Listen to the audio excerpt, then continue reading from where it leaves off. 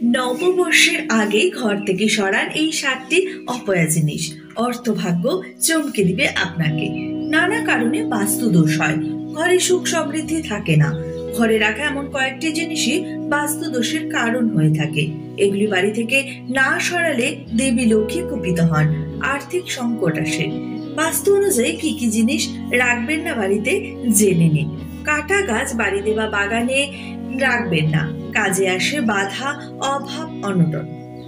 ভাঙাচোরা জিনিস, ঘরে ভাঙাচোরা জিনিসপত্র থাকলে কাঙাল হয়ে যাবেন, এমন বাড়িতে লক্ষ্মী থাকেন না।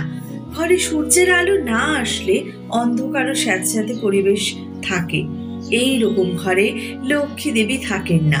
রান্নাঘরে নোংরা বাসন রাখলেও রেগে যান লক্ষ্মী, কুপিত হন শনিদেব, পরিশ্রমের ফল পান না। লক্ষ্মী পরিচ্ছন্ন স্থানে থাকেন, তাই অপরিষ্কার ঘর হলে টাকা আসে না। ভাঙা ঘড়ি ঘরে রাখবেন না, সময় খারাপ যায়, নেতিবাচক শক্তি ঘরে ঢোকে। ছেঁড়া ও পুরনো জুতো ঘরে রাখলে উন্নতি হয় না, খরচ বাড়ে। এই কয়েকটি জিনিস অবশ্যই আপনি ঘর থেকে সরিয়ে রাখবেন, তাহলে অর্থভাগ্য আপনার সুখ সমৃদ্ধিতে ভরে যাবে। ভিডিওটি ভালো লেগে থাকলে সাবস্ক্রাইব করে দেবেন এবং লাইক, কমেন্ট ও শেয়ার করে দেবেন। ধন্যবাদ।